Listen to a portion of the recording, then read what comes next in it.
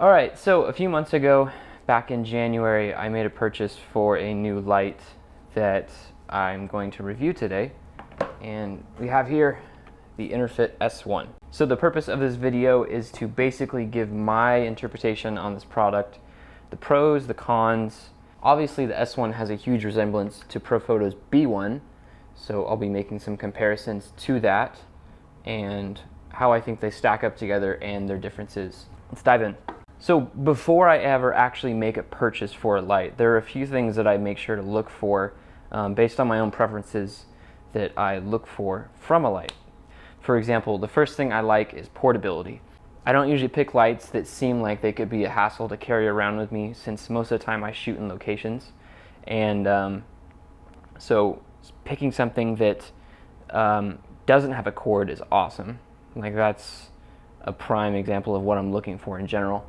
So second, I have power, and power is something that I'm usually pretty adamant on because I need enough in order to compensate for the ambient light. And most of the time I actually do shoot outside. High-speed sync is something that I highly prefer. I've dealt with trying to deal with Pocket Wizard's hypersync in the past, and it's not dependable. So actual high-speed sync technology is something that I do look forward to because I know it's a lot more dependable than hypersync.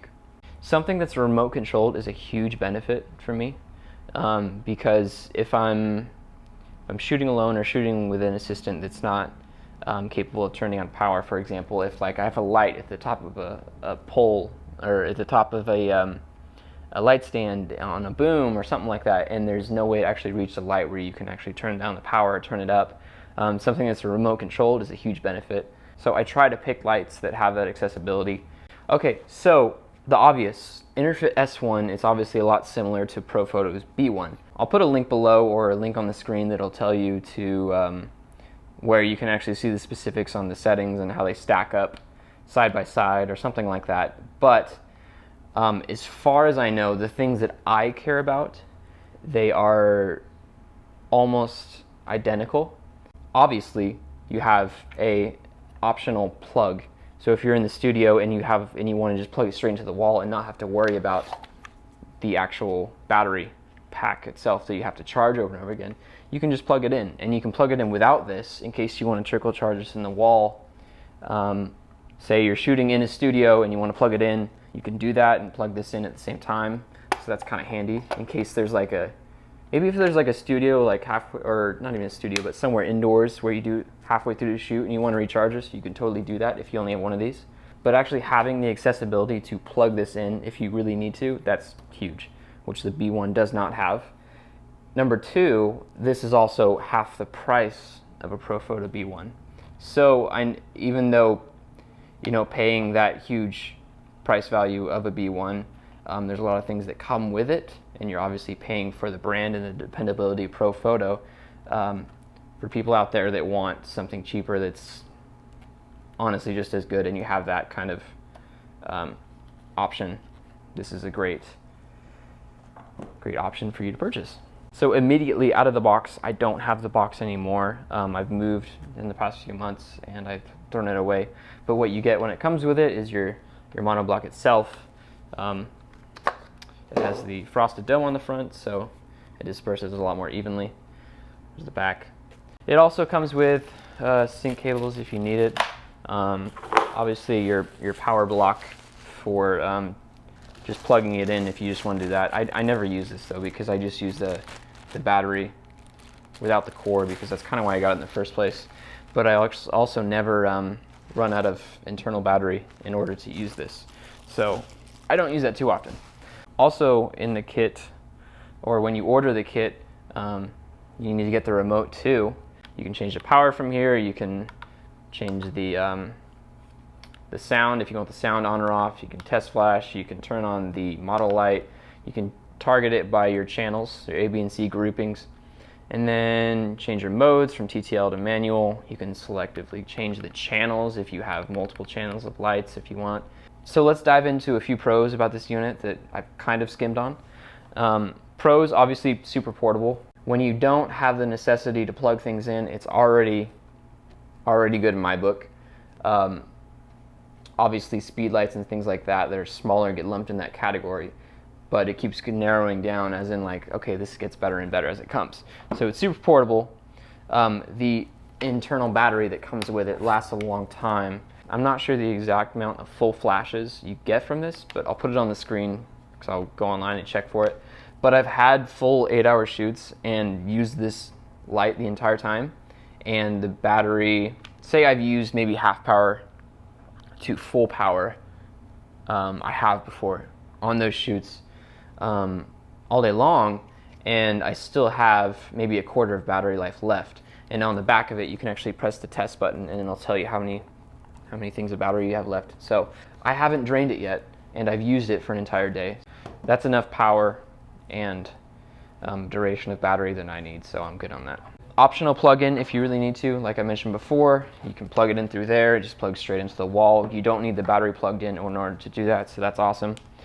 Tons of power. 500 watt seconds is, again, that's perfect for me. Like I said, I usually shoot outdoors, and 500 watt seconds is more than, mostly more than what I would need for what I do, and I've maxed it out maybe like once or twice, depending on what I'm shooting, but 500 watt seconds it's fine. It's enough with me.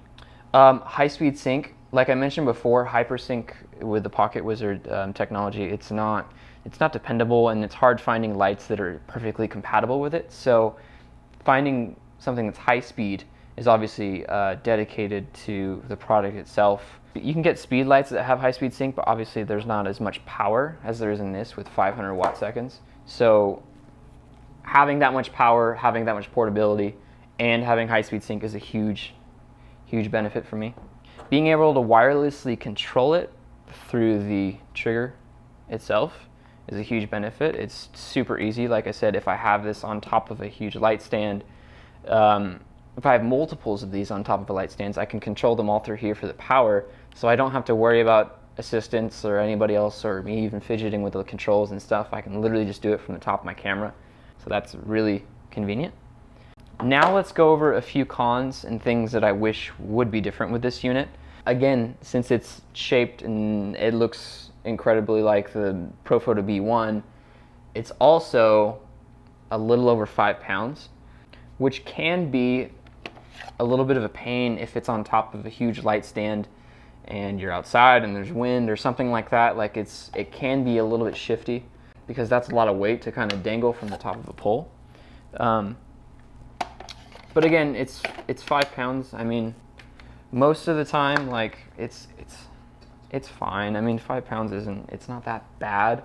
If you put a huge light modifier on the end of it, and then you put it on a huge pole, and you might turn it into a sailboat, but it is what it is, and I don't know, it's not that big of a deal to me personally. So my next personal con for the unit is that the trigger, the battery life on the trigger doesn't last super long. I personally don't have much else to compare it to. I do have a bunch of Pocket Wizards that I've used in the past, and I still have some where the battery lasts, like literally I could shoot for like weeks and they wouldn't die. And this one, it takes 2 AAA batteries, goes into the back, and I think every 2 to 3 shoots I usually have to change these out. So if you turn it on the top left corner, there'll be a little battery thing in the corner if your battery's getting low, and it'll just tell you, hey, it's getting low. My batteries are low right now, and there it is, popping up. And when I get to that point, I usually just change them out immediately because I don't ever want to test to see how long it lasts. About 2 to 3 shoots, and I usually need to change them out, so I like to keep a few extra AAA batteries in my bag at all times just in case that happens. So I wish it would last longer, but I don't mind dealing with it. It is what it is. Recycle times can be slow on this unit when you're using it close to full power. So for the people out there who like to shoot and just kind of lay heavy on the trigger, if you're using it outside at full power, that can be an issue. I personally haven't run into that. Based on what I shoot, it's usually like, for example, like if I'm shooting an athlete, say we're shooting on a track and we're shooting pictures of her running, I'm not laying on the trigger. I'm usually like anticipating a certain moment. I'll say, okay, 1, 2, 3, go, and I'll fire and I'll catch it. and then we'll stop, we'll reset, and we'll do it again. So the recycle time for me isn't a huge issue. And that's even if you are shooting at the upper range of the power. So it's faster, obviously, at the lower power you go.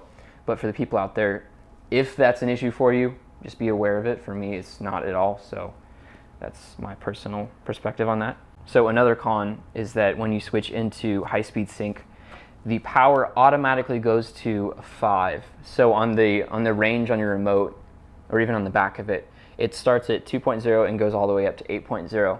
And when you switch it into high-speed sync, automatically goes to 5. And you can't go less than that. That's just the way it is. It's in the technology. I'm pretty sure the B1 is the same kind of way, which is not really that big of an issue, because a lot of the times when I'm shooting, 5 is kind of actually like a decent number when I'm shooting outside.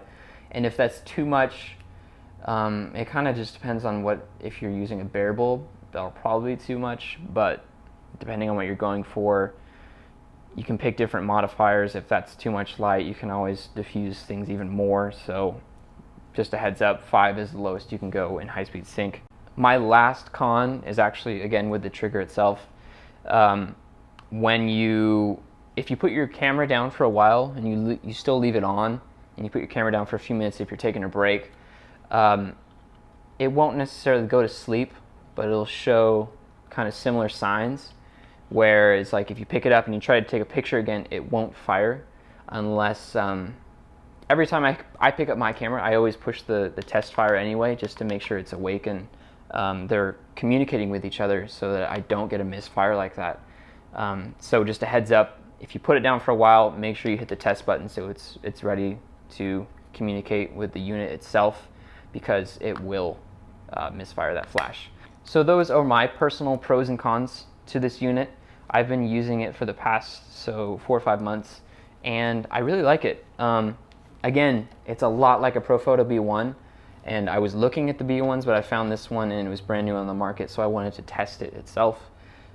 So again, a lot of the specs are similar to the B1, except it's half the price and has the optional power supply that you can plug it into, while you can take this out and charge it if you need to, or just you can leave it in there if you want, or leave it out. Totally up to you. You can see a lot of the work I've made over the past few months with this light on the blog post below. You can see tons of examples and situations that I've used it in. I hope that this review finds you well, and that this helps you make your decision on whether you want to pick up one of these or not. So thanks for watching, and I'll see you guys later.